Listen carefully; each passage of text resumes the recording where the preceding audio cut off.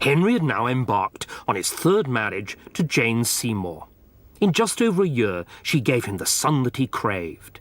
Edward, legitimate and a boy, was now undoubted heir. Edward, quid petis ab ecclesia Dei? Elizabeth, as his half-sister, was no more than a minor royal. She had once been princess herself. Now she was an attendant at her baby brother's christening. Serva mandatum. She also lost her governess to Edward, as Lady Bran was transferred to look after the young prince. Her replacement was Cat Ashley, a well-educated and devout woman who became very close to Elizabeth.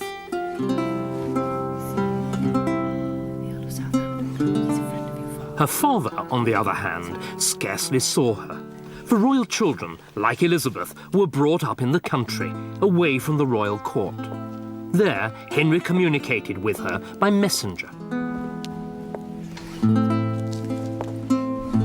In December 1539, he sent Sir Thomas Wriothesley to convey his Christmas greetings.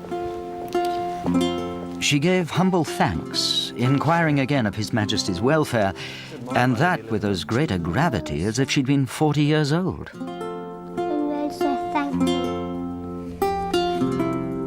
Children in the 16th century had to join the starched and corseted adult world as quickly as possible.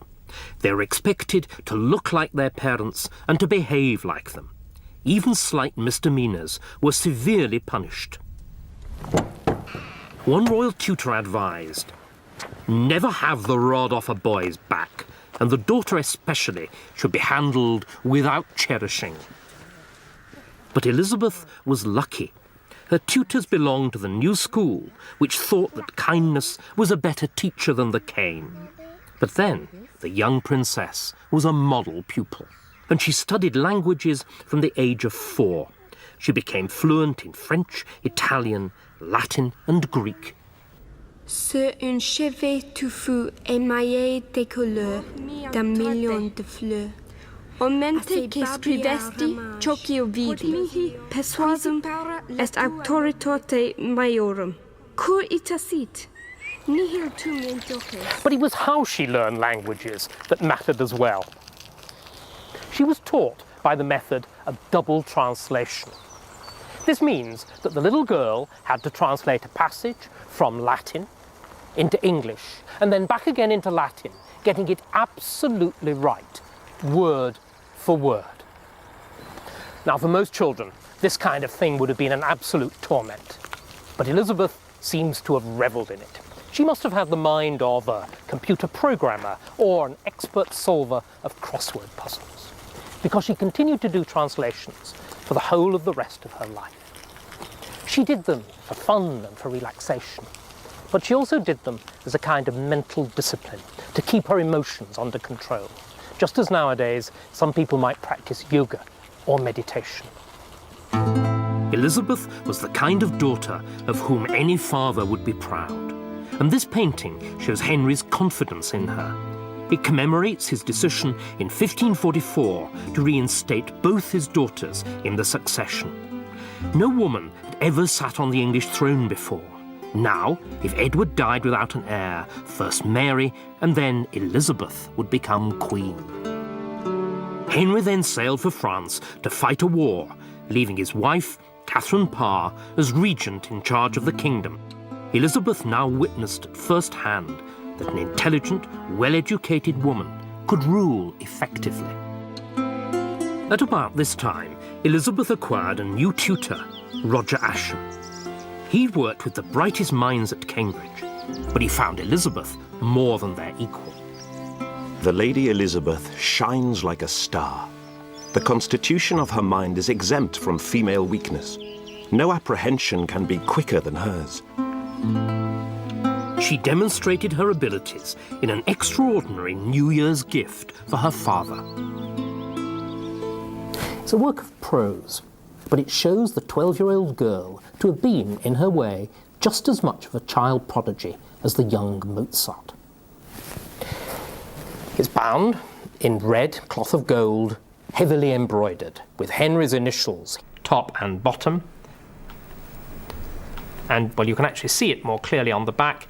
In the middle, a cipher. That's the interlaced initials for Henry and Catherine, spelt with a K, Catherine Parr. The cover's the work of a professional embroiderer, but inside it's all Elizabeth's own work. And what work? Page after page of perfect, beautiful, rhythmic, italic handwriting. It shows just how far she'd come on in a year. Her New Year's present of the year before to her stepmother is filled with mistakes, corrections, second thoughts. But here, nothing. First the Latin, then the French, then the Italian. Not a mistake, not a mistranslation, not a blot. Just perfection. But it's the introductory letter that really takes us into Elizabeth's own mind. She addresses her father, a very striking phrase, matchless and most kind father. She even has her own views on the importance of the state of kingship. The state of kingship, which philosophers say is equivalent to that of a god upon earth. In love with her father, perhaps even more in love with the idea of monarchy. Elizabeth had never been more secure in her royal status. She basked in Henry's attention.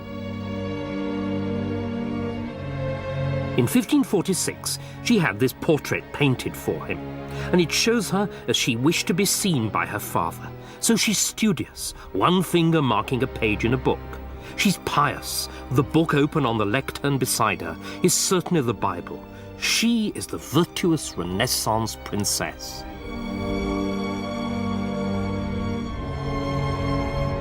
But this tranquility could not last.